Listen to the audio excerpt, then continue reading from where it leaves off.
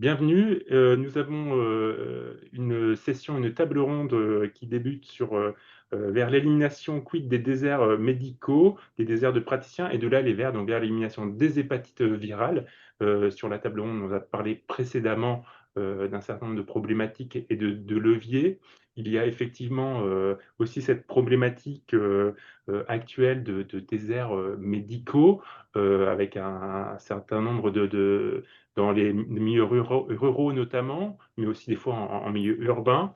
Et effectivement, on a 3 intervenants de qualité aujourd'hui encore et on vous remercie d'avoir accepté l'invitation d'SOS Hépatite pour pouvoir discuter autour de cette question finalement un peu peut-être atypique, notamment en termes de déserts médicaux. On en parle peu et pas suffisamment à mon sens, et de voir quels sont les leviers qui peuvent aussi nous emmener à l'élimination des hépatites virales.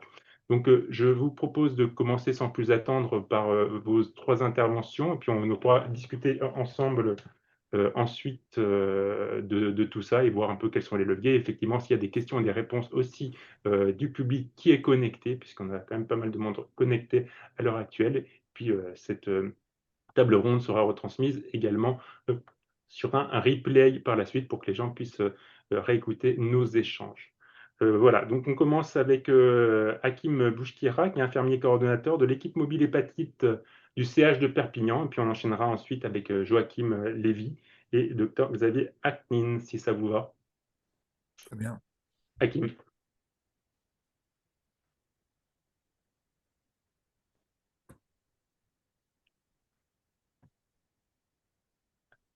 Alors, on a perdu Hakim, je crois, je ne le vois plus à l'écran. Ouais. On a le diaporama, mais on a perdu, donc peut-être la connexion, reconnexion. OK, c'est vrai, il était connecté depuis 5-10 minutes, donc je pense qu'il va de nouveau pouvoir se reconnecter. Voilà, il arrive, impeccable. Est-ce Hakim, que, est-ce que vous m'entendez? on t'entend. Oui. Ok, super. Parole est à toi. Parfait. Souci d'audio. Je partage mon écran du coup. J'ai vu qu'il y avait ma présentation juste avant de quitter. Ouais, comme tu veux, je pense qu'on peut partager. Célie, Je veux bien c'est toi, partager, s'il toi vous si tu arrives, comme tu plaît. veux. J'ai plutôt Vous avez la main pour l'écran. passer. Allez, l'écran numéro 1. Je partage ça. Je vais. Du coup, je pense que vous voyez la présentation. Ouais, C'est bon? ouais, c'est bon, on voit. Eh bien, merci d'abord pour l'invitation. Merci à SOS Hépatite. Je crois que aussi en donnant la parole aujourd'hui, notamment à un infirmier, c'est la pluridisciplinarité, cette approche pluridisciplinaire qui est mise en avant. Et je pense aussi à toutes les personnes qui sont autour de cet enjeu. Les médecins, les infirmiers, les assistantes sociales, les bénévoles, enfin, toutes les pairs, tous les patients qui sont engagés là-dedans, dans cet objectif. Et donc, merci d'avoir intégré aussi un infirmier pour cette présentation. Peux-tu mettre en mode diaporama, Hakim, peut-être Ouais, F5, je crois, ou en bas, j'ai si tu essayé, veux. voilà. Du Voilà. coup, je vais peut-être basculer, je crois que comme ça, c'est mieux. Euh, Bascule, ouais. Déjà, c'est mieux. Voilà, là, c'est bien, impeccable. Parfait. Euh, alors, en introduction, dire que d'abord, l'équipe mobile hépatite du centre hospitalier de Perpignan est engagée dans cette élimination des hépatites virales depuis déjà 2013. Donc, on a une équipe qui est pluridisciplinaire avec un médecin coordinateur, le docteur André Jean-Rémy, 3 infirmiers, trois infirmiers spécialisés, une assistante sociale, une secrétaire, un médiateur en santé. Et notre mission du quotidien, c'est d'augmenter significativement le nombre de personnes dépistées. Cela depuis 2013. D'améliorer, d'accompagner le parcours de soins des personnes qui sont atteintes des hépatites virales, hépatite C, hépatite delta, et surtout de veiller à individualiser les prises en charge. Donc, dans notre ADN, en fait, on a construit la proximité et l'accessibilité par le aller vers les publics qui sont éloignés du soin. Et aussi, on a inscrit dans cet ADN la simplification du parcours de soins. On a construit pour atteindre cela, c'est un réseau solide de partenaires hospitaliers, médicaux, sociaux et associatifs pour une approche globale, médico-sociale, qui est centrée vraiment sur la personne et ses besoins. Donc, pour répondre à cet enjeu, on a formalisé ce réseau qui est autour des services hospitaliers. Alors, on pense et pour pouvoir, en fait, c'est construire des partenariats spécifiques et stratégiques pour atteindre une population cible, c'est les personnes qui sont aussi les plus à risque. Donc, avec l'USMP, je pense, au Centre de rétention administrative, je ne vais pas tous les citer, mais quelques exemples. Les CLAT aussi, les permanences d'accès aux soins de santé. La psychiatrie, ça a été dit dans les présentations précédentes, et c'est vrai qu'on a la chance d'avoir un super partenariat avec l'hôpital de Tuire, avec les centres médico-psychologiques, avec les équipes mobiles de psychiatrie, les structures, toutes les structures médico-sociales. Et là, je pense aussi au CARU, donc SAPA, aux appartements de coordination thérapeutique, tout le secteur associatif également. Donc, objectif, finalement, c'est de bien cibler le dépistage, mais aussi, il nous aide énormément dans les parcours de soins des personnes qu'on accompagne, parce que vous le verrez, il y a des difficultés toujours. Bon, les chiffres de 2024 à l'équipe mobile hépatite, c'était 1171 personnes dépistées. C'est vrai qu'on a tendance peut-être parfois à entendre que, mais est-ce qu'il y en a encore des hépatites C 12% de sérologie hépatite C, certes, c'est quelque chose qui parle moins aujourd'hui, mais les ARN positifs, 46% de ces patients qu'on rencontre, c'est 12% de sérologie d'hépatite C positive, et donc ce qui correspond pour 2024 dans notre territoire d'action à 71 patients avec un ARN C positif. Donc, pour atteindre ces personnes, ces 71 personnes, c'est vrai que le dépistage est très ciblé. Ça, c'est les facteurs de risque. Quand on rencontre une personne sur le terrain, on lui pose la question, voilà, quel est ton facteur de risque principal? Et il nous explique que ce qui ressort le plus, c'est drogue par voie nasale. À la réponse à cette question, alcool et drogue par voie sanguine. Donc, c'est vrai qu'on dépiste par des tests rapides d'orientation au diagnostic, les TROD, et les TROD sont pour une approche spécifique. C'est pas pour la population générale, c'est vraiment, il y a un arrêté qui encadre ça et qui décrit très bien les personnes pour qui on peut utiliser cet outil. Et on voit que sur les données 2023 et 2024, on était dans la bonne cible. Et donc, le contexte. C'est vrai que c'est important aussi de bien comprendre les liens entre... c'est important de bien comprendre les liens qu'il peut y avoir avec hépatite virale, addiction et précarité. Et comprendre les liens, c'est certain que c'est mieux agir. Il se passe des choses. On a perdu ton diaporama, Hakim. Vous avez perdu mon diapo? Oui.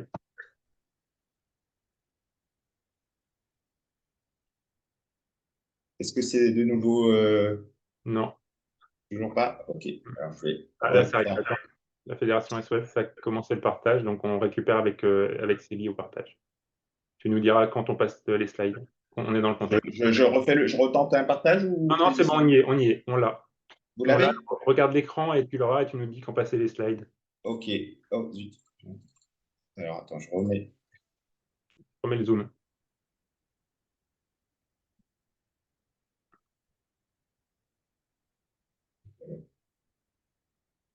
C'est bon, tu vois? Non, j'ai perdu et j'ai pu me remettre. Zoom comme ça. Zoom.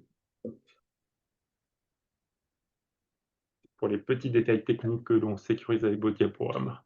On vous remercie. Ouais, mais du coup, je ne vous vois plus. Ah, ça y est, c'est bon. Vous êtes Alors, je vais reprendre. Hop, voilà, c'est bon. C'est bon? Ok, vous avez le diapo d'affiché, c'est bon? Ouais, très bien. Contexte. Vas-y. Qui a la main sur le changement de diapo?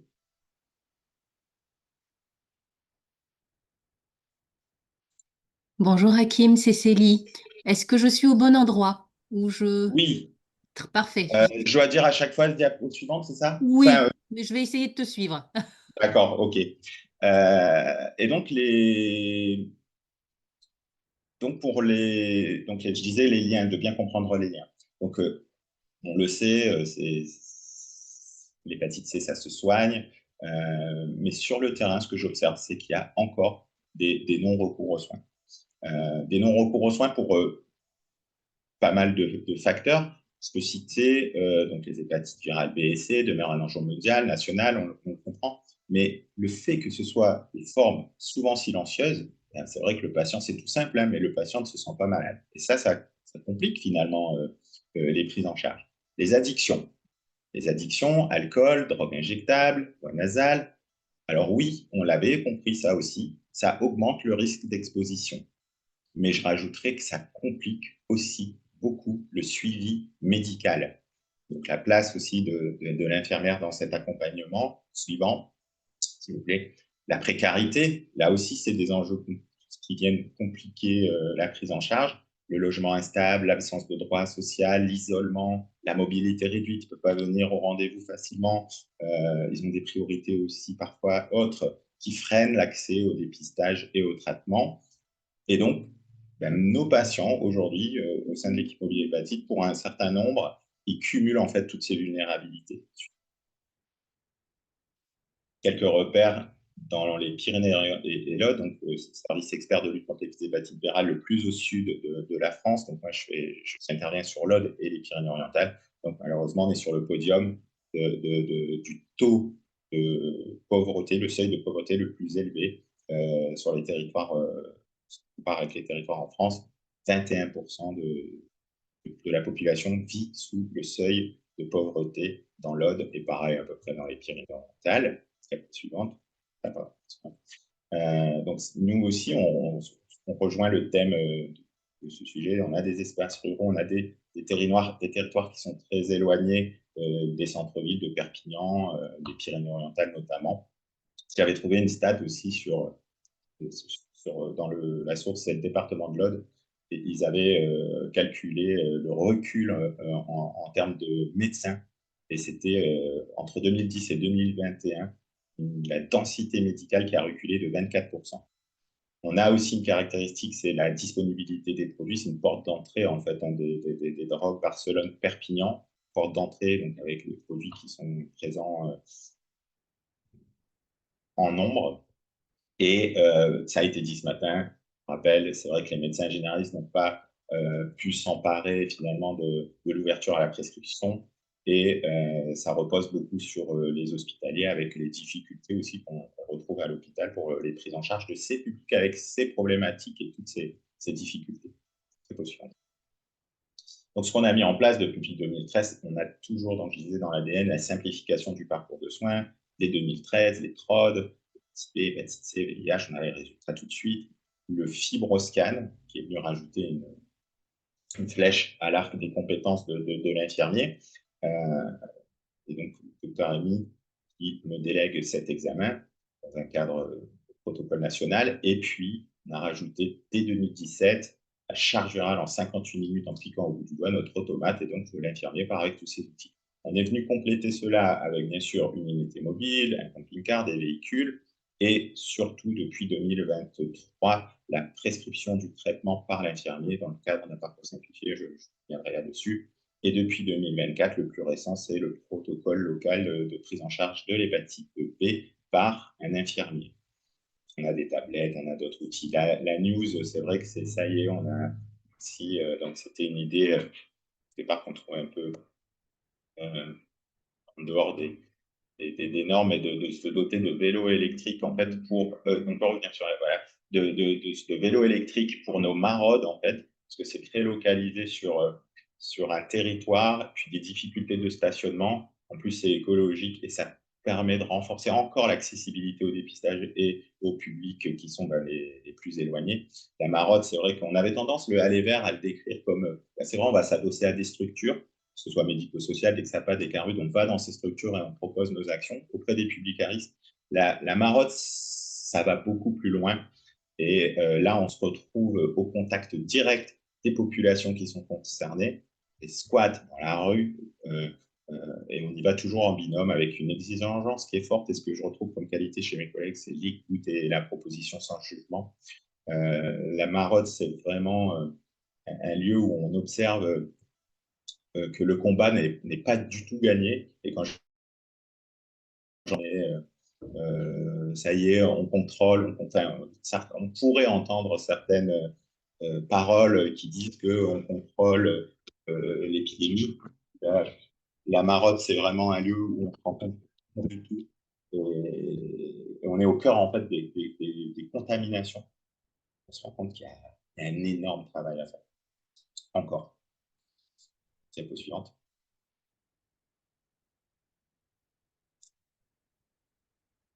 Donc, notre réponse aux déserts médicaux, à la ruralité, aux zones blanches, c'est petit à petit, depuis 2013, d'avoir construit un parcours de soins infirmiers du TROD à la prescription, en intégrant bien sûr toutes les difficultés de prise en charge. C'était la prescription par l'infirmier du traitement, c'était le chaînon manquant, c'est l'aboutissement qui va dans le sens de l'histoire. Diapo suivante, parce que en fait, depuis 2013 jusqu'à l'élargissement à la prescription en 2019, le test ou treat, les traitements pangénotypiques, c'est vers cela que les recommandations nous ont amenés par, je pense au rapport du MOA en 2014, puis actualisé, il me semble, en 2016.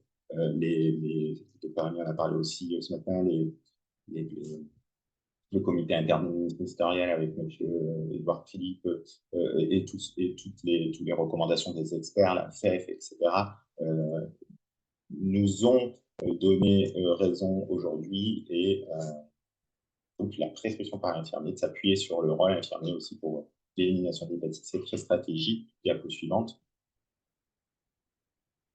C'est le nom du protocole, la réalisation en lieu et place d'un médecin de consultation préthérapeutique, de prescription des antiviraux directs, des examens biologiques, suivi clinique, biologique des patients porteurs de l'hépatite C dans le cadre, bien sûr, uniquement d'un parcours simplifié HAS. Diapo suivante. C'est Stéphanie Ries, notre ministre de la Santé, qui nous permet aussi d'élargir les compétences des infirmiers. Donc, pour le protocole, ça permet en fait aux établissements de santé ou à un territoire d'expérimenter des transferts de compétences entre professionnels, en l'occurrence ici entre les pathologues et l'infirmier, pour adapter localement les organisations de soins et valoriser en plus les compétences infirmières. Bien sûr, le plus important, c'est en garantissant la sécurité et la qualité des soins. Suivante. Diapo suivante. Donc, en fait, ça se compose, vous pouvez aller jusqu'au numéro 5. Protocole, la chose d'organisation.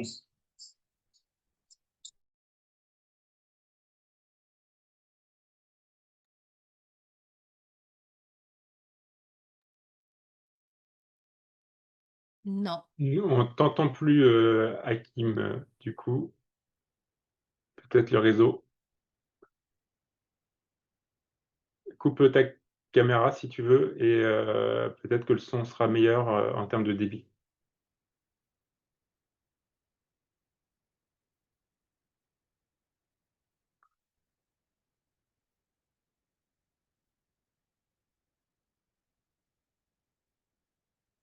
Toujours pas. Mais peut-être que, franchement, essaye de couper ta caméra. Je pense que tout le débit ira sur l'audio.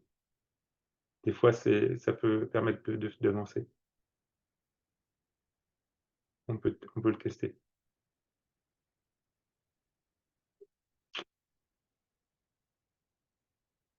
Les problèmes techniques, nous sommes désolés. Petits aléas indépendants de notre volonté, bien entendu. Sauf erreur de ma part, Hakim avait un casque et je pense qu'il y a un conflit avec le casque. Je ne sais pas si... Tu entends, je pense. Tu entends, Hakim, hein? On ne t'entend plus, ça a coupé là d'un coup.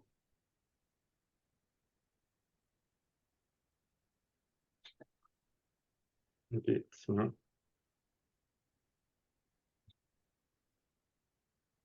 Alors,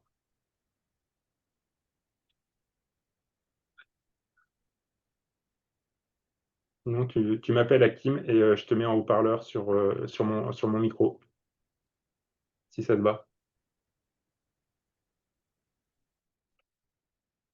Solution B.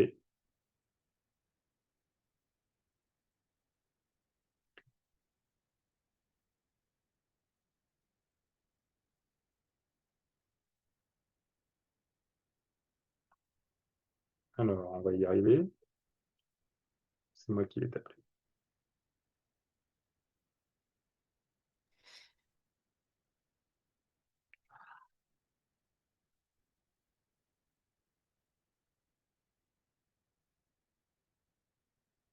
C'est moi qui t'appelle. Oui, Hakim, je te mets sur haut-parleur sur mon téléphone, comme ça, à côté de mon micro, comme ça, tu peux continuer si tu veux à parler. Tu nous entends? Oui, Ok. je t'entends, mais je ne t'entends pas sur l'ordi non plus. J'ai une coupure de micro complet. Ah, coupure interne. Ok. Donc, du coup, ça ne va pas. Ok.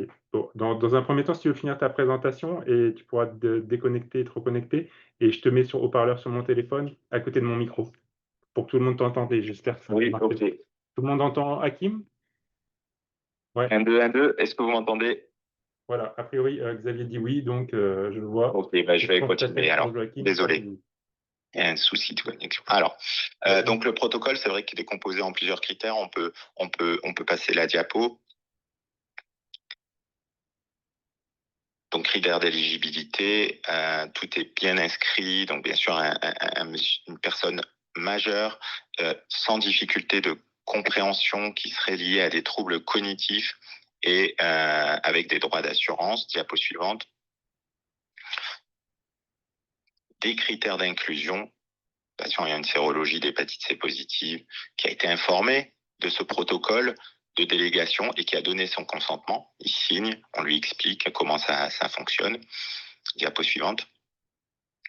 Et des critères de non-inclusion, bien sûr, qui se calent en fait sur la fiche mémo de la Haute Autorité de Santé et aussi du parcours de soins simplifié de l'AFF, hein, donc qu'on connaît tous. Par exemple, un patient co-infecté, hépatite B et VIH ne pourra pas être pris en charge par l'infirmier de l'équipe mobile hépatite. Moi-même. Diapo suivante. Et des actes dérogatoires comme la prescription. Donc, on a des ordonnances types qui sont réalisées sur le logiciel de l'hôpital du centre hospitalier de Perpignan, des ordonnances sécurisées dans le dossier du patient. On a des RCP et le docteur Rémy, on se voit tous les mercredis et il a ce regard en fait sur systématiquement et cette validation sur les dossiers présentés et mis en traitement notamment par l'infirmier. Diapo suivante. Le dernier né, c'est la réalisation, donc c'est l'hépatite B, c'est 2024, c'est tout frais, réalisation par un infirmier en lieu et place d'un médecin de consultation pré-thérapeutique, la prescription des antiviraux et des examens biologiques, le suivi clinique des patients porteurs d'hépatite B. Diapo suivante. Traités et non traités d'ailleurs. Les chiffres clés sur l'hépatite C, donc le protocole de délégation de tâches, 162 patients inclus, 45% des patients qui ont pu bénéficier en fait de la prise en charge par l'infirmier, 73 patients. Ce sont des chiffres qui sont arrêtés au 31 décembre 2024. Hein. Et donc, les prescriptions sont en grande majorité des cas en aller vers, en délocalisé et auprès d'une population qui est précaire, toxicomane et jeune. Ceux qui n'ont pas pu être inclus, c'est parce qu'ils avaient une fibrose sévère pour la majorité. Diapo suivante. Et donc, en conclusion, je dirais que l'équipe mobile hépatite, c'est vrai qu'elle s'impose comme un acteur clé du parcours de soins, notamment pour les patients qui ont des difficultés, pour qui le parcours classique médical, c'est difficile parce que manque de médecins également et des difficultés aussi à prendre en charge ces patients. C'est un engagement hors les murs qui permet de lever les freins sociaux et médicaux, et d'avoir tissé un réseau solide entre les structures hospitalières, médico-sociales et associatives. L'innovation, elle reste au cœur de notre dynamique, notamment sur les 2 protocoles locaux. Une organisation de soins plus fluide, plus réactive, plus humaine, je dirais, et en valorisant les infirmiers comme un acteur à part entière, l'équipe mobile hépatite, elle démontre qu'une approche de terrain, de collaborative et ancrée dans la réalité sociale, elle peut répondre efficacement aux défis de santé publique. Voilà, et c'est par un ensemble de micro-éliminations, chacun dans nos territoires, que la macro-élimination sera possible. Merci et désolé pour les soucis techniques. Pas de problème. Merci Hakim pour ta présentation très très intéressante. Ça va ouvrir à quelques questions par la suite dans l'échange si ça vous va. Effectivement, c'est un bon point de vue d'un SELV qui est en milieu hospitalier. Donc, on va pouvoir aborder avec du coup Joachim Lévy, qui est directeur de Nouvelle Aube, président de Vers Marseille sans sida et sans hépatite donc à Marseille fondamentalement. de nous parler un peu de ce qui se passe un peu du point de vue médico-social. Hein. Je pense, Joachim, toi, tu vas nous voir cette approche-là, un peu voilà, au-delà de l'hôpital, et Xavier nous parlera aussi après du point de vue du médecin G. Et donc, ça fait une belle tripartite assez intéressante sur la question. Et on pourra discuter de tout ça. J'ai déjà des petites questions en tête, là, ça frétille dans ma tête. Joachim, vas-y. Bonjour, je suis très heureux d'être parmi vous. Désolé pour le souci technique, moi aussi. Je n'arrive pas à gérer ma caméra qui ne me répond pas. Donc, je suis de travers aujourd'hui. Et comme tu le disais, c'est très en thème avec la réalité. À Marseille, vous avez vu, l'actualité est très compliquée actuellement. Donc, le thème principal de mon intervention, en réalité, Frédéric, aujourd'hui, ça va être la participation des usagers de drogue, la synchronisation avec un réseau partenaire et bien sûr la maîtrise du parcours en ce qui nous concerne vers les hôpitaux. Par exemple, l'hôpital Saint-Jean et l'équipe hépatogastro ou alors l'IHU Timone. Donc, afin de sécuriser nos parcours maladies chroniques, hépatite, mais aussi VIH, par exemple. Je vous ai envoyé mon document. Je vais essayer de vous le partager depuis mon PC. J'ai peur qu'il me le sorte de travers. C'est pour ça que je n'ai pas fait le partage. Donc, je vais quand même essayer, voir comment ça sort. Je n'ai pas reçu ton diapo sur mon mail, hein, donc OK, on reverra sinon. on va Céline, voir peut-être, ça. as-tu le diapo? Est-ce que ça marche? Alors, attends. Oui, il est dans le bon sens. Ah, mais c'est magnifique. Par Alors, contre, tu peux le mettre en plein écran. Ici. voilà, je vais le faire partir. Non, ça me rassure de le voir de Ouais, mon génial, côté. impeccable. J'avais l'angoisse de le voir apparaître de travers. Ça aurait été quand même assez compliqué. Allez. Donc, Nouvelle Aube, on a créé notre association en 2010. Précédemment, je viens d'Assud Marseillais et nous avons décidé de lancer un travail d'aller vers sur la ville de Marseille, sur l'ensemble des arrondissements. C'est un travail qui n'est pas sectorisé, qui s'adresse à l'ensemble de la ville, qui est un très grand terrain de jeu. Nous allons le voir. J'ai mis en fond, en première diapositive, un squat. Et effectivement, nous allons voir comment essayer de mobiliser les personnes afin qu'ils prennent soin de leur santé, comment aller aborder avec eux les grands thèmes de leur santé, alors même qu'ils ont faim, qu'ils ont froid, qu'ils sont isolés, qu'ils sont démunis et qu'ils se posent énormément de questions et qu'en plus, les choses ont beaucoup évolué sur la ville de Marseille, notamment sur la grande précarité, mais aussi sur tout ce qui est associé à cette grande précarité, c'est-à-dire les problématiques de santé mentale, les consommations sur l'espace public. Ça, c'est le très grand thème sur la ville de Marseille actuellement, puisque nous avons aujourd'hui une visite ministérielle à ce sujet.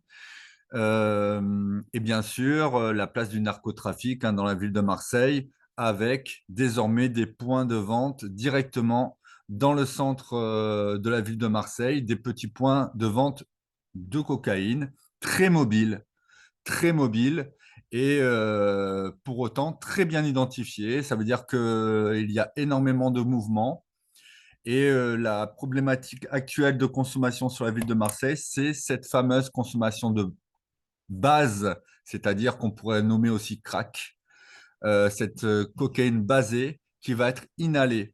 Et il s'agit là d'une nouvelle problématique sur la ville de Marseille qui a une culture davantage liée à l'injection, notamment au mésusage médicamenteux en réalité, qui était le vrai marqueur de la grande précarité marseillaise, c'est-à-dire cette mésusage médicamenteux associé à l'injection, qui est là un très fort vecteur de contamination hépatite. Donc ça, c'est pour le thème. Voilà nos activités habituelles. Je suis très fier désormais d'être président de Vers Marseille sans sida et sans hépatite, une fast track city, c'est-à-dire une ville qui va synchroniser ses acteurs pour lutter contre les maladies chroniques, notamment les hépatites et le VIH. L'idée, on verra tout à l'heure, c'est de promouvoir des projets émergents, mais aussi, et ça c'est le thème, de considérer une action collective, hein, de sortir des petites simples manœuvres d'une association à l'autre, au contraire, de créer des manœuvres collectives pour s'associer sur des parcours complexes et avec un public qui plus est, comme il n'est pas fixé, là je vais parler notamment de personnes vivant directement en rue, en squat, en camp, en abri, en mal logement, mais notamment en rue, ça veut dire un public où il va y avoir un très grand nombre, où il peut y avoir un très grand nombre de perdus de vue pour plein de raisons. Les gens vont bouger déjà parce qu'ils dorment en rue, ils peuvent être bougés par des manœuvres liées aux habitants, aux voisins, mais aussi aux acteurs institutionnels comme la police ou les pompiers. Et pour d'autres raisons, liées aussi à la violence même de la rue, ils vont changer de secteur, ils vont changer de ville, et tout ce qui a été préparé, lancé, peut être perdu immédiatement. Spoiler, on a un travail de rue et c'est quand même notre travail de retrouver des gens perdus. Donc, ce n'est jamais perdu. Voilà, hein, il faut toujours se battre sur les situations. Nouvel Hub, maintenant, c'est 15 ETP, notamment 9 sur l'allée vert.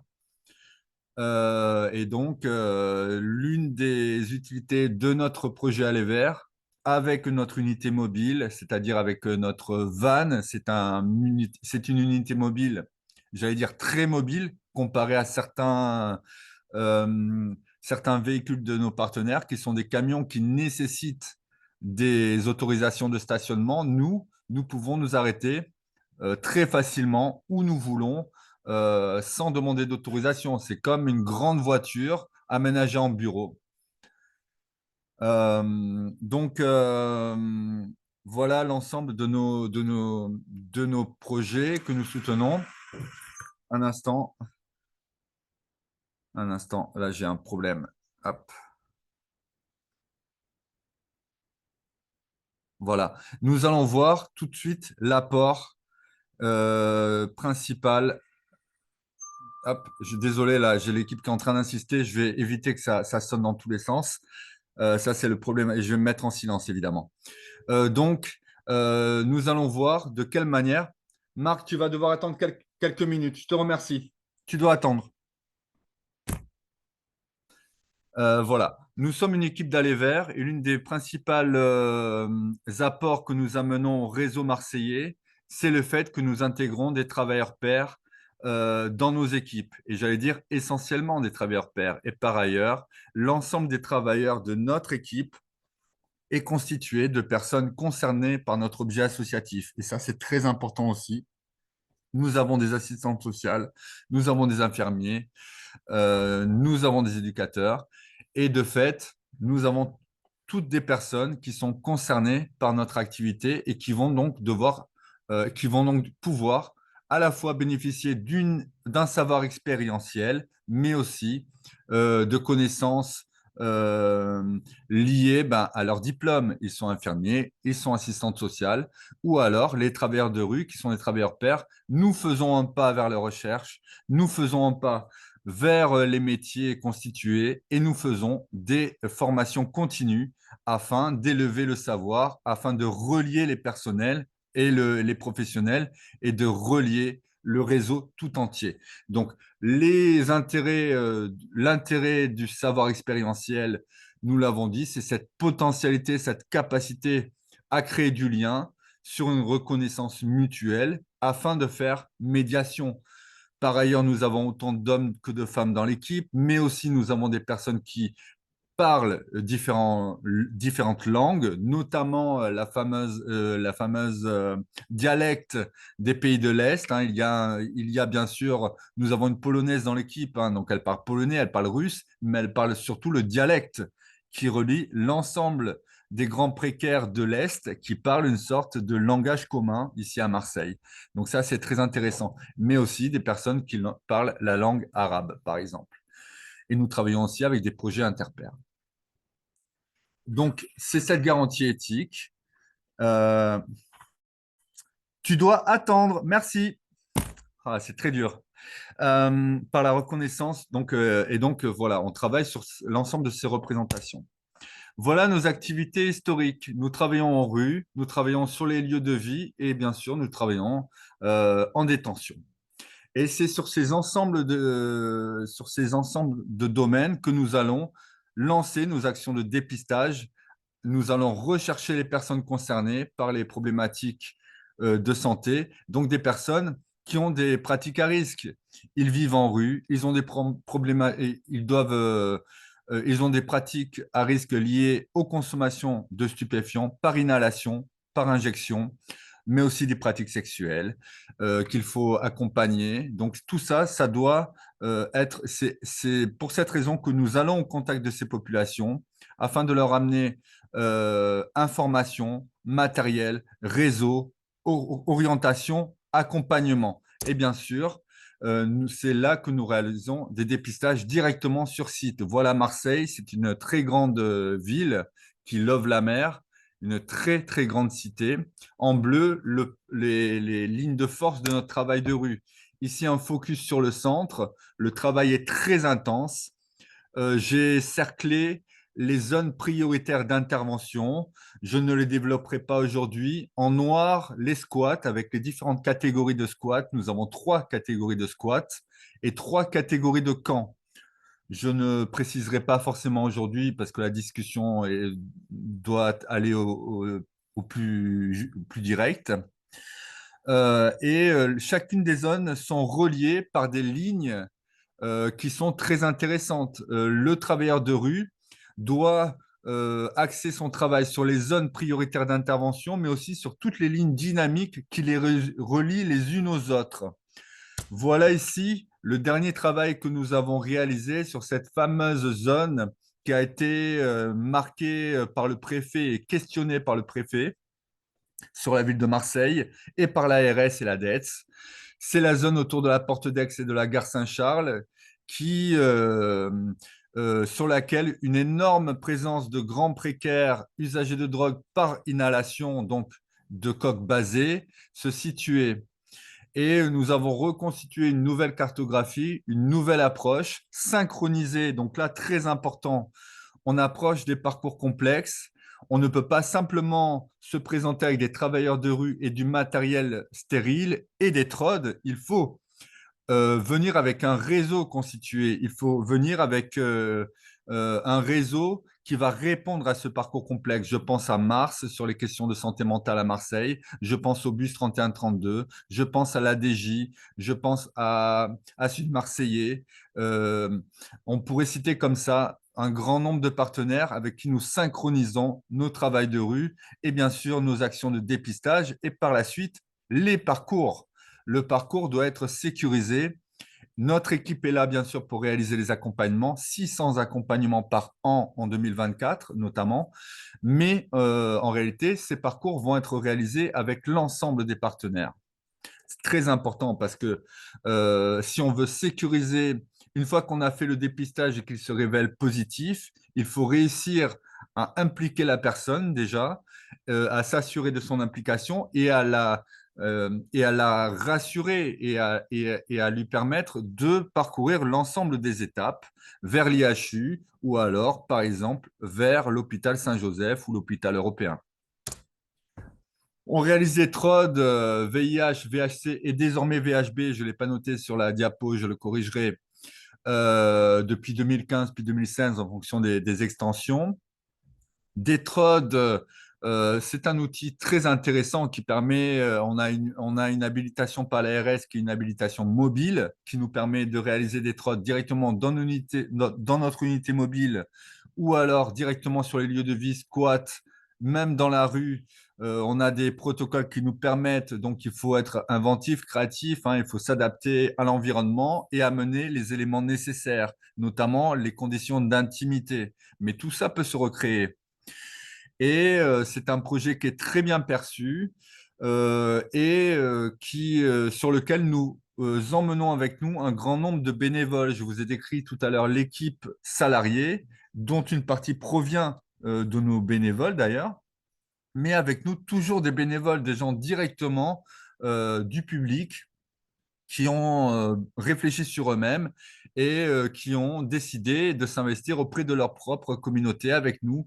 C'est une démarche très importante, essentielle, qui nous permet d'affirmer avec plus de force encore notre présence directement sur les scènes ouvertes, même sur les scènes fermées, les scènes cachées, de pouvoir rentrer sur des lieux dits secrets.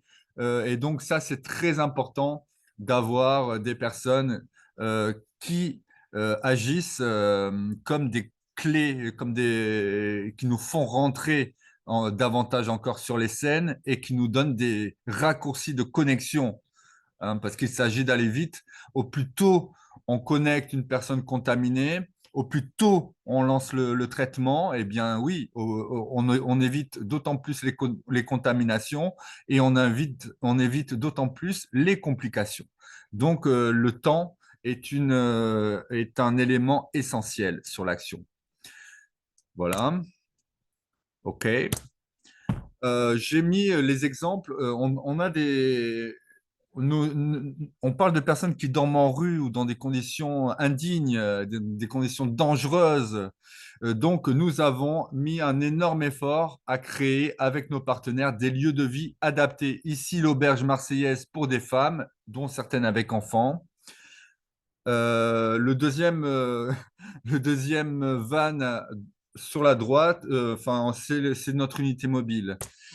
Ici, le projet chez Jeanne qui s'adresse à des gens avec des grands parcours d'errance avec chiens et donc qui sont aussi nos cibles principales sur lesquelles nous allons agir afin de lutter contre les maladies chroniques. Ces lieux de vie permettent de stabiliser les personnes, mais de sécuriser les parcours. Donc, c'est pour ça que j'ai mis ces exemples. On ne peut pas penser qu'on va continuer à travailler comme ça avec des gens à la rue, des gens démunis, des gens blessés. Il faut reconstituer des conditions de dignité qui sont des éléments essentiels pour sécuriser des parcours complexes, et complexes au sens propre du terme, du coup, hein. Le projet ICON, le directeur de l'ANRS était ou est peut-être encore avec nous actuellement. Je le remercie infiniment. Je remercie l'ANRS de nous avoir fait confiance, de porter le projet ICON 2 en 2024. Projet essentiel qui permettait de mettre en place un dépistage massif hépatite C en direction de grands précaires vivant à la rue avec des grands précaires usagers de drogue vivant à la rue. Avec une méthode RDS qui implique de sélectionner un certain nombre de graines. Pour nous, c'était 15. Et ces graines vont inviter successivement d'autres personnes qui vont inviter successivement d'autres personnes avec un système de valorisation financière à toutes les étapes clés du parcours. On voit sur la diapositive le fameux GenExpert. C'est un système test and treat. Et évidemment, je recommande de réfléchir et de réussir à trouver aussi des voies financières qui permettent de mettre en place un système plus complexe, incluant le GenExpert, qui permet de mettre en place une prescription dans l'heure. Et là encore, lutter contre les perdus de vue, amener directement la personne à la pharmacie, lancer le traitement dans l'heure, dans la journée et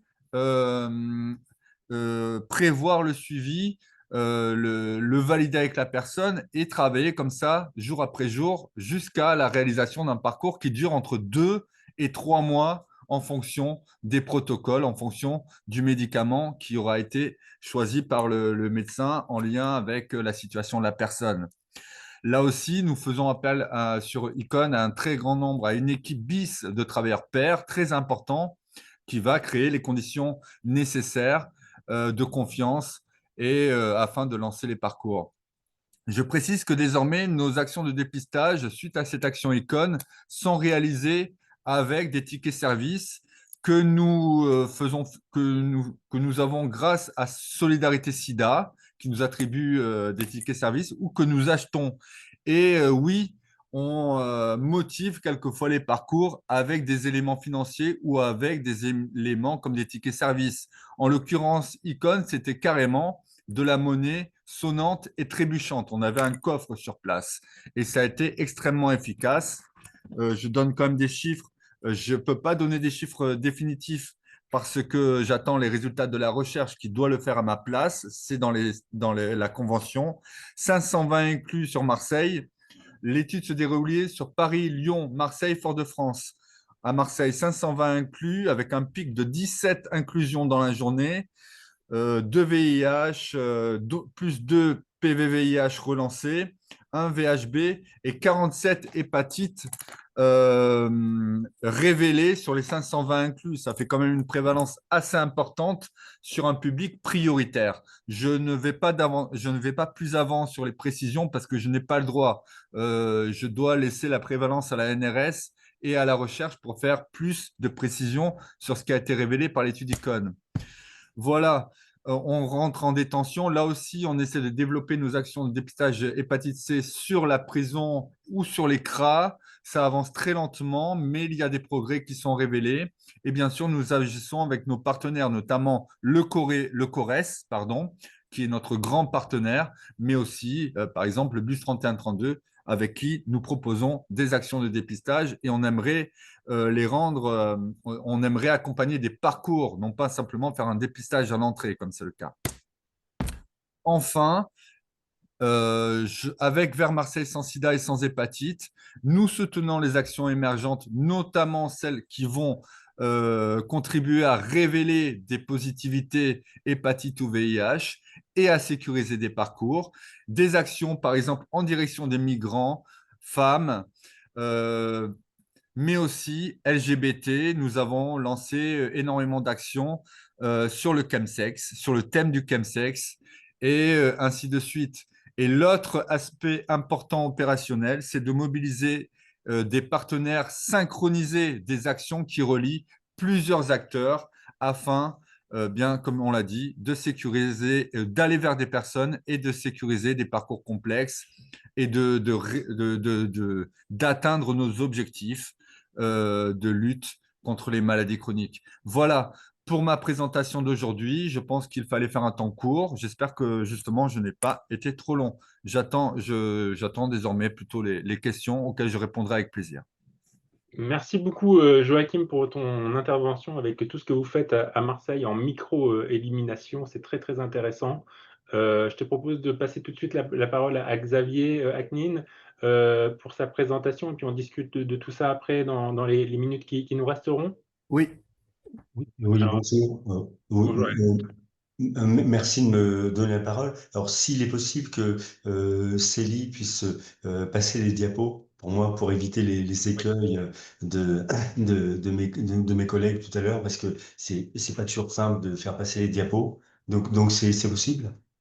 Oui, oui, je pense qu'il est en ligne, ton diaporama. D'accord, ouais, super. Donc, je dirais à ce moment la suivante. Donc, Très bien.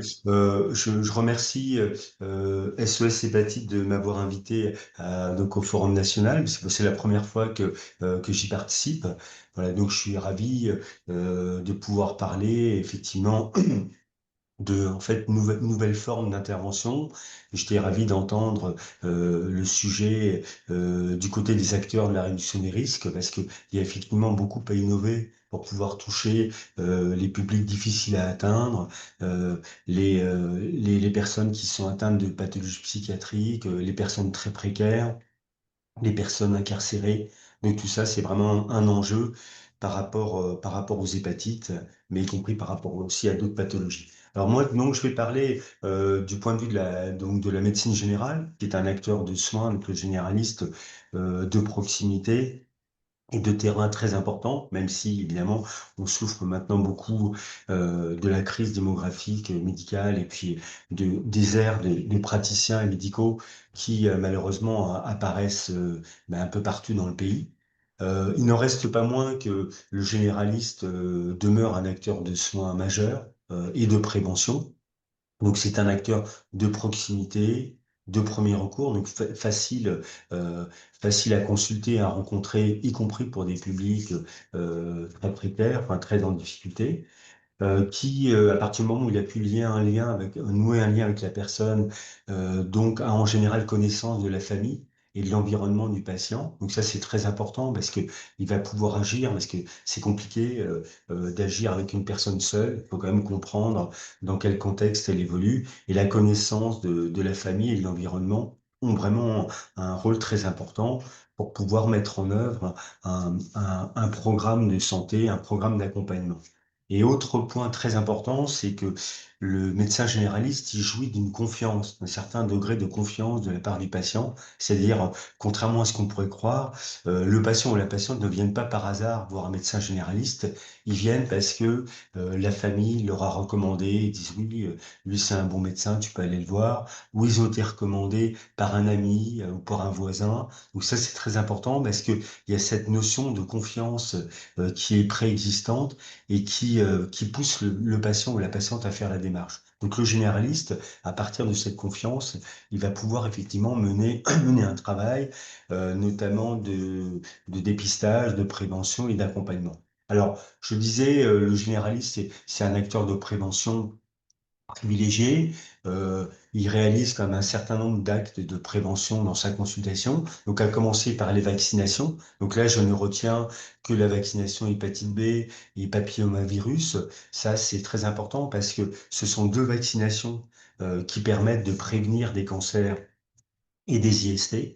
Donc là, ça signifie que on parle vaccin, on fait des vaccins, mais dans le cadre de la prévention de cancer. Donc c'est quelque chose d'assez nouveau qui donne au généraliste, je trouve, un rôle particulier. Euh, le généraliste, il fait de plus en plus de vaccins, puisque vous le savez maintenant, il y a les nouveaux vaccins pour la méningite B, et c'est tant mieux d'ailleurs, et la méningite C, qui sont à faire en priorité chez l'adolescent et le jeune adulte. Bon, c'est à faire aussi chez le nourrisson, mais ça, c'est souvent les pédiatres qui s'en occupent. Mais chez l'adolescent et le jeune adulte, il faut les faire. Et donc, c'est à combiner, évidemment, avec ce qui est fait dans le domaine de la vaccination hépatite B et papillomavirus, puisque là aussi, les adolescents sont concernés. Si on est surchargé par rapport à l'acte vaccinal au cabinet, on peut demander aux pharmaciens du quartier de réaliser les vaccinations, puisque vous savez, les pharmaciens, maintenant, depuis le Covid, font plein de vaccins, y compris bien au-delà de la grippe et du Covid. Donc ça, c'est très précieux. On fait l'ordonnance et le pharmacien, avec l'accord du patient, peut réaliser la vaccination. Euh, donc dans le domaine de la prévention, il y a les certificats pour la non-contre-indication au sport. Donc là aussi, ce sont des moments privilégiés parce que c'est pas juste faire un certificat, c'est l'occasion de parler alimentation, sommeil, la troisième mi-temps, le tabac, l'alcool, éventuellement la consommation d'autres produits. Et on parle aussi, évidemment, vaccination et dépistage. Et si on pense, par exemple, aux adolescents, c'est souvent le seul moment où on a la chance de les avoir au cabinet, de pouvoir parler, parce que sinon ils viendront ponctuellement quand ils sont malades. Et donc, il faut saisir ce moment, en faire vraiment un moment de dialogue et un moment où on crée le lien avec le jeune. Hein, parce que c'est pas parce qu'il est envoyé par les parents que le lien était garanti. Il y a quand même un lien individuel à créer. Sinon, on peut pas faire correctement de la santé, quoi. Alors, la suivante.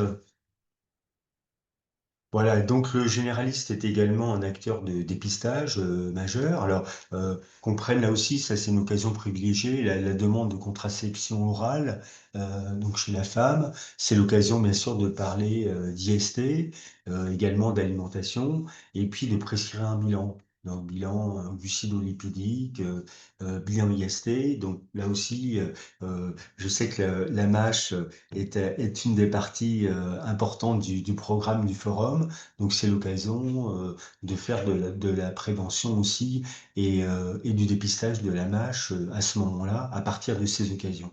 Il y a toutes les personnes qui demandent un bilan général. C'est beaucoup des femmes, mais les hommes aussi. Donc là, il faut saisir l'occasion pour pouvoir parler santé en général et parler prise de risque. Et puis, il y a toutes les consultations pour fatigue, hein. La fatigue, c'est un motif de consultation très fréquent en médecine générale, ben, parce que les gens souvent ne peuvent plus, leurs conditions de travail, conditions de vie. Donc, c'est l'occasion de parler d'un certain nombre de problèmes de santé, du sommeil, de prise de risque éventuelle, d'alimentation. Donc, tout ça, ça donne un rôle euh, très important aux généralistes pour pouvoir agir. La suivante, alors il y a le cas particulier de la PrEP, je le dis parce que c'est nouveau enfin, depuis quelques années. Donc tout généraliste est habilité à prescrire la PrEP pour les hommes qui ont des rapports avec les hommes. Et en pratique, en fait, il y a un certain nombre de médecins généralistes qui sont sensibilisés et qui sont formés et qui le font. Alors, un certain nombre travaillent dans des centres de santé sexuelle, je pense notamment à Paris, mais pas simplement. Et donc, ça permet comme ça la prescription du Truvada, soit au traitement continu, soit séquentiel, avec un bilan IST, VHI et VHB tous les 3 mois. Donc, ça donne quand même une certaine compétence au généraliste qui le fait, et donc une certaine orientation dans sa pratique. Donc, ils sont tout à fait utiles par rapport à l'accompagnement pour l'hépatite C et l'hépatite B. La suivante. Donc, il y a la question ensuite, une fois que le généraliste a réalisé des dépistages, donc si effectivement il aboutit à une sérologie et à un ARN positif du VHC, donc que va-t-il faire? Donc il a pu avoir comme un minimum de formation, euh, il va pouvoir lui-même prescrire le traitement antiviral d'action directe, Epclusa ou Mavirette. Éventuellement, il peut faire un bilan complémentaire s'il le souhaite, hein, si le patient est d'accord. Et puis, il faut quand même évaluer le niveau de fibrose. Donc, en ville, on a accès au fibrotest, au fibromètre. Le fibroscan, c'est plus compliqué. Bon, éventuellement, on peut créer un partenariat avec un XAPA. Mais c'est pas facile. Donc en pratique, ça va être beaucoup quand même le fibrotest, le fibromètre. Il y a des généralistes aussi qui utilisent le FibCat pour l'évaluation de la fibrose, puisque maintenant le FibCat, vous le savez, est donné systématiquement par les laboratoires quand on prescrit un bilan hépatique. Donc ça peut être aussi un moyen assez simple de l'obtenir. Et donc en l'absence de traitement antérieur, par antiviraux directs ou de contre-indications, et notamment de co-infection VIH, VHC, le généraliste donc, pourra prescrire lui-même le traitement.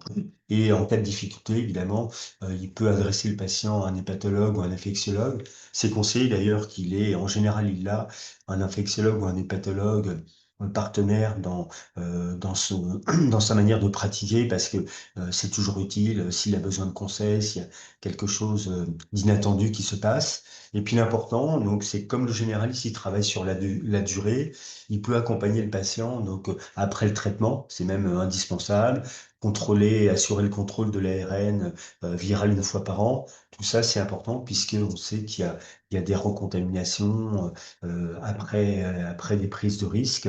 Et donc, le généraliste doit être attentif et vigilant par rapport à ça. Et il est bien placé pour le faire puisqu'il a la confiance du patient et il a déjà fait toute une bonne partie du parcours de soins avec lui.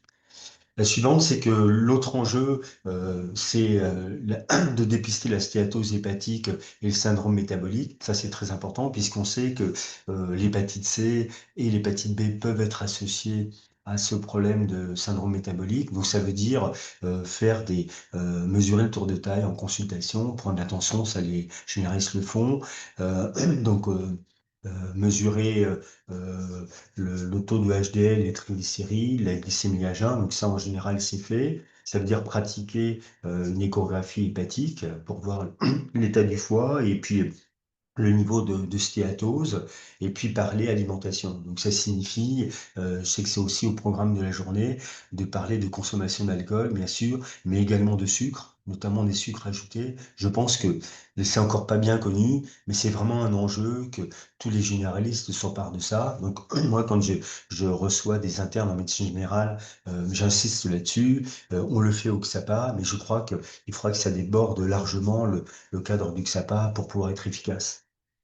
Et donc, que faire dans un désert médical? Moi, je dirais que faut surtout que le généraliste il puisse garder sa confiance, c'est-à-dire que c'est pas parce que le contexte est difficile qu'il faut céder à la panique ou faire dans la précipitation. Donc toutes les missions dont j'ai parlé tout à l'heure de prévention, de dépistage, d'accompagnement, elles restent pertinentes pour le médecin, même si la démographie est de plus en plus difficile et parsemée là où il est, là où il exerce. Donc, quel que soit le contexte, c'est important de faire ça parce que ça aura des répercussions. Alors c'est vrai que il faut mieux s'articuler parce que c'est compliqué maintenant d'agir de manière isolée. Donc il y a les CPTS qui sont quand même un acteur important pour pouvoir connaître donc les communautés de professionnels territoriaux de santé, pour mieux connaître l'offre de soins locales. Ça permet de gagner du temps quand même et créer un partenariat, savoir s'il y a des spécialistes qui prennent encore de nouveaux patients. Voilà, tout ça c'est des choses importantes, les créneaux de rendez-vous, etc.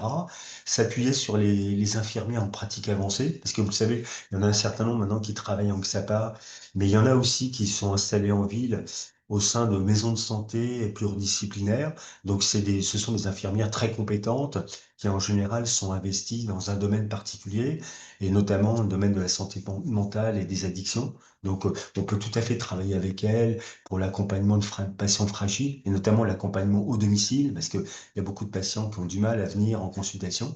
Et puis, il y a la coopération avec l'EXAPA pour le suivi conjoint de patients addicts complexes, parce que il y a des patients qu'on peut pas suivre seul au cabinet. Et là, il faut que l'articulation se fasse, même si c'est compliqué l'accès au XAPA, parce que il y a plein de XAPA qui prennent plus de nouveaux patients, qui ont des problèmes de recrutement de médecins et de personnel. Mais malgré ça, il faut quand même garder le lien, repérer les XAPA qui prennent encore de nouveaux patients, et puis assurer quand même ce suivi conjoint pour certains patients qui ont vraiment besoin d'un suivi pluridisciplinaire, et notamment d'action de groupe, c'est-à-dire de ne pas être simplement dans le colloque singulier, mais de pouvoir aussi faire des choses avec d'autres patients en termes collectifs.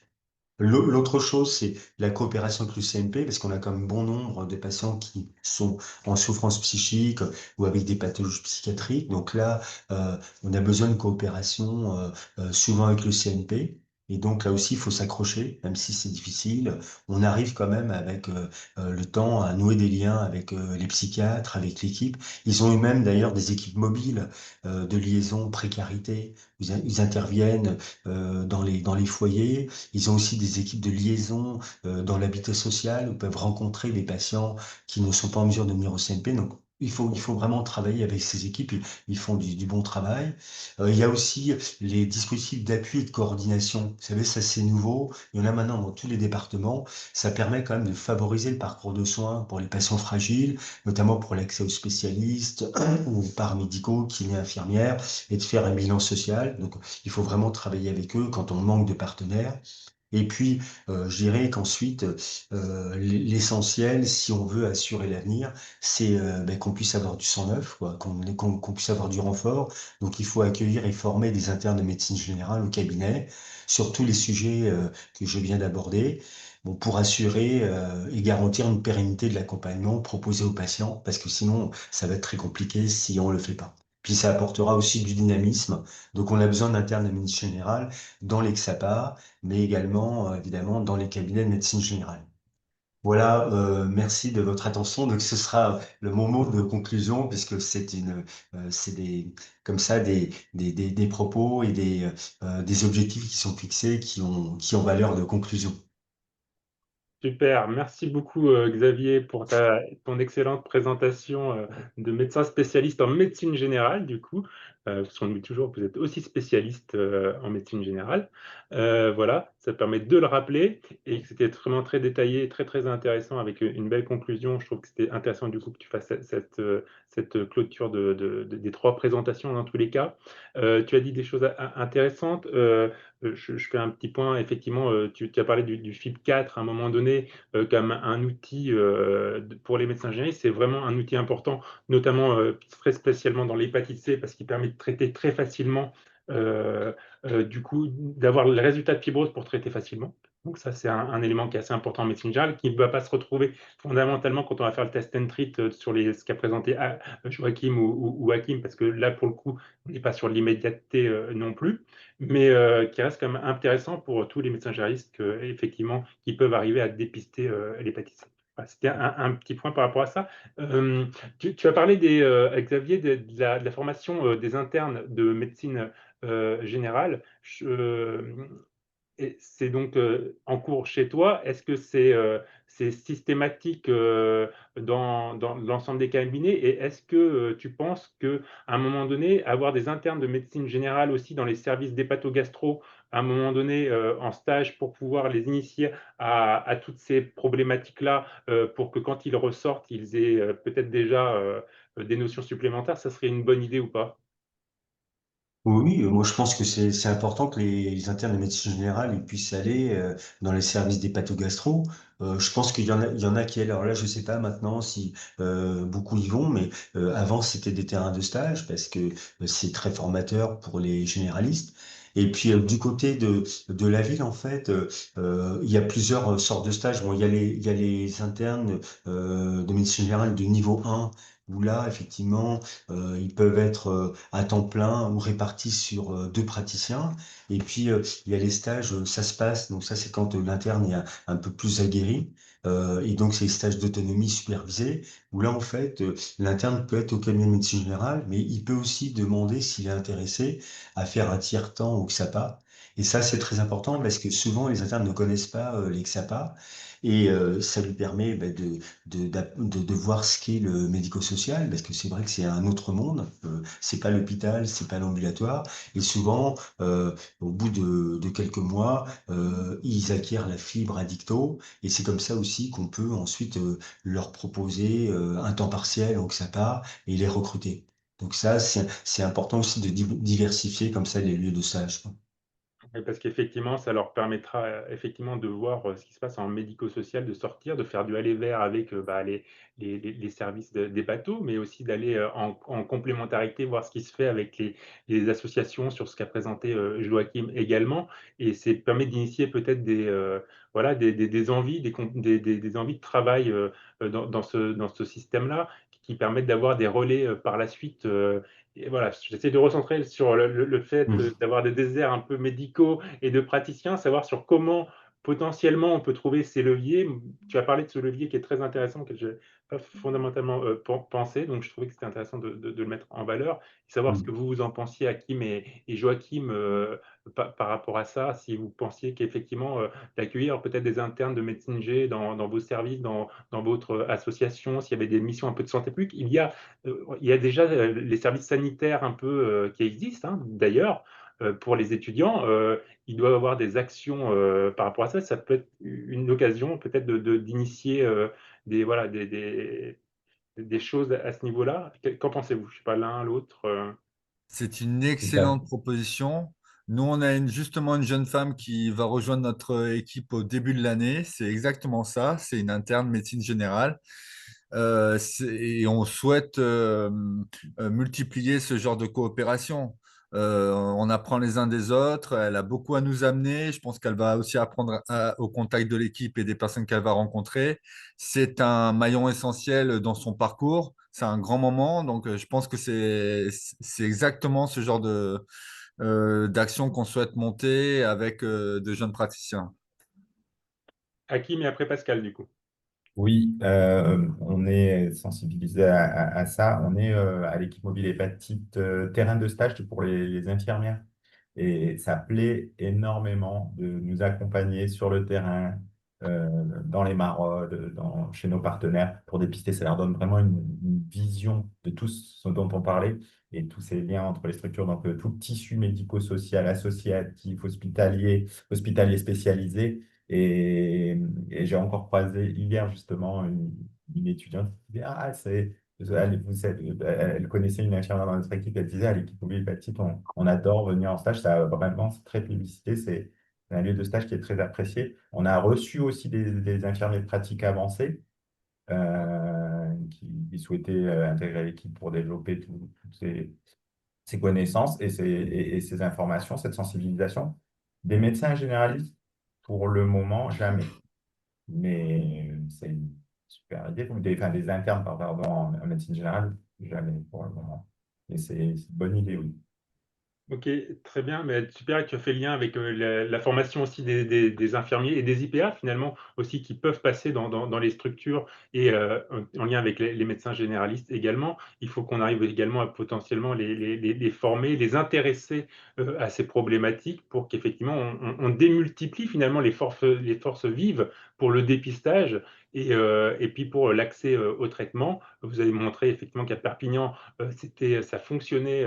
Parce que c'est un peu de l'IPA ce que vous faites avec le protocole de test and treat sur les AAD de l'hépatite C. Donc maintenant, il faut que ça s'intègre vraiment aux IPA pour qu'on développe cette formation aussi et qu'il puisse y avoir cette complémentarité avec les médecins sur le simplex complexe qu'il puisse y avoir et qu'on démultiplie les possibilités sur les territoires parce que après, ça reste un problème d'accessibilité à ces dispositifs-là qu'il faudra développer. Mais tout ce que vous développez les uns et les autres est très bien et complète finalement l'offre. Mais je pense qu'il y a encore pas mal de choses à faire à ce sujet-là, dans le dépistage, mais aussi dans l'aval du parcours de soins, qui va traiter et comment on va traiter pour que effectivement on puisse aboutir aux objectifs d'élimination. Pascal.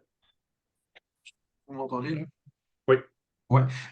Alors, je voulais juste poser une question à Xavier. Je ne sais pas s'il a fait un lapsus ou c'est une vraie stratégie et je trouve que c'était particulièrement intéressant. Tu as parlé du parcours de soins, du binôme médecin-patient.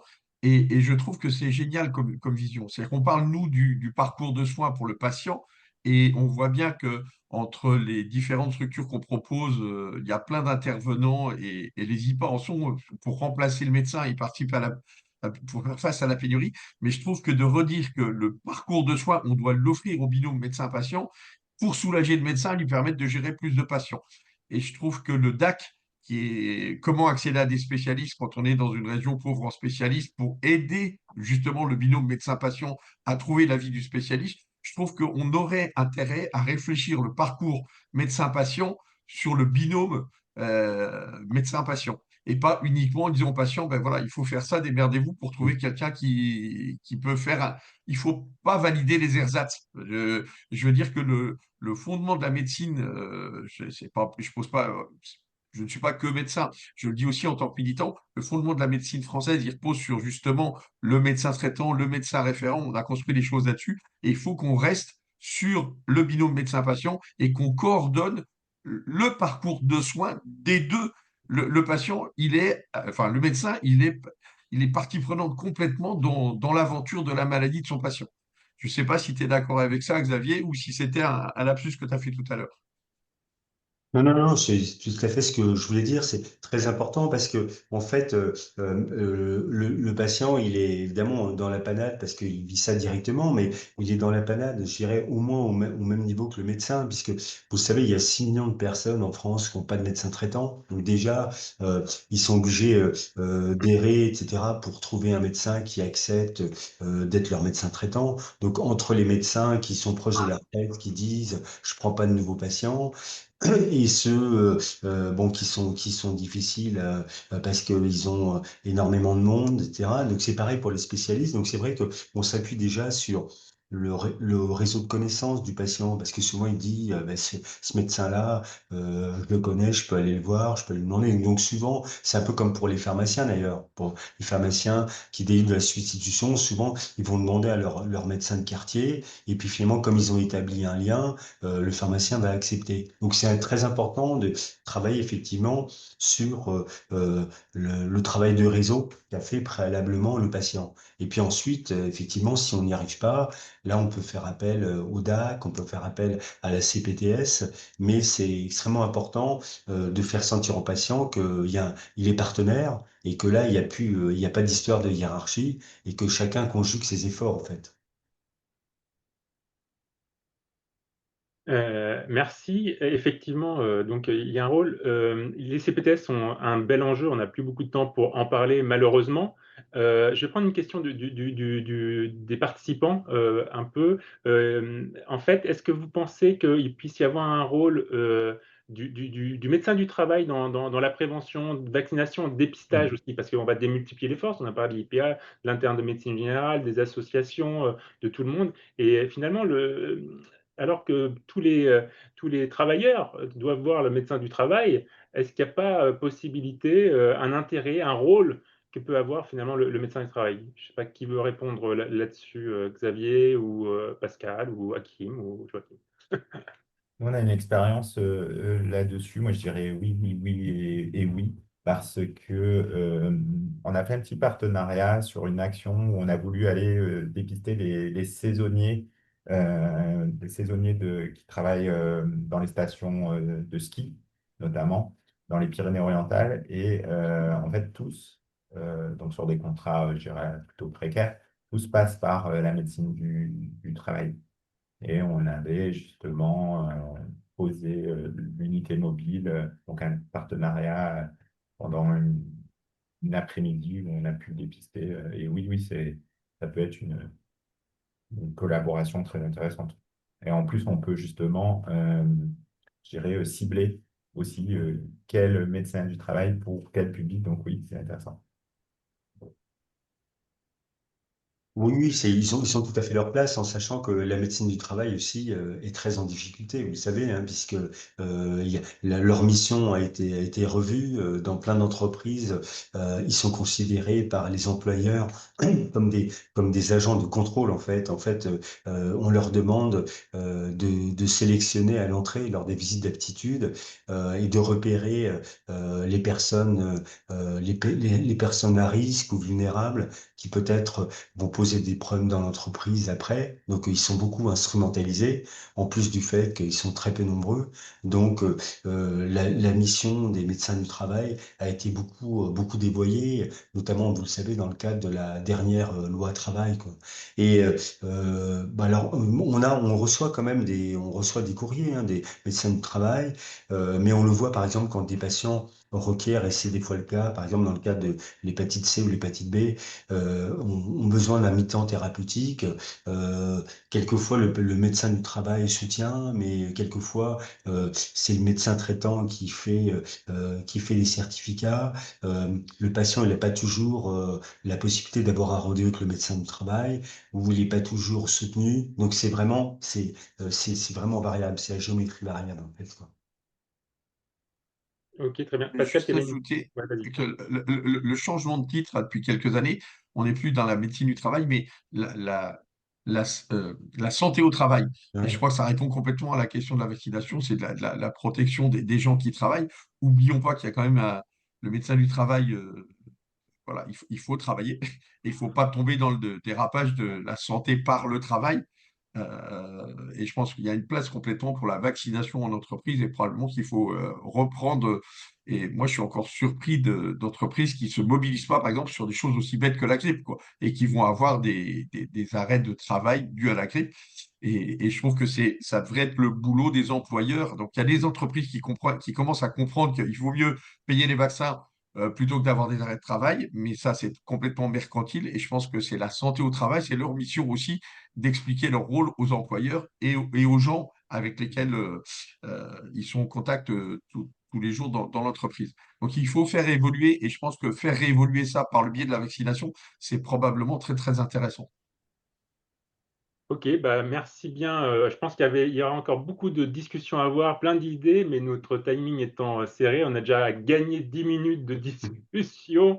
On va laisser tout le monde aller se restaurer et pouvoir nous retrouver à 14 heures. Donc, je remercie beaucoup Joachim, Hakim et Xavier de leurs interventions. Merci aussi à la technique Célie et Génia, parce que effectivement, c'est pas toujours simple. Et merci de votre travail pour les slides et pour tout ça. Voilà, et je vous invite donc à retrouver toute cette session sur le replay prochainement sur le site d'SOS Hépatite avec les différentes présentations, et on pourra toujours discuter ensuite. On a en tout cas des leviers intéressants pour combattre contre l'hépatite virale B et C et les autres hépatites virales d'ailleurs. Merci à tous.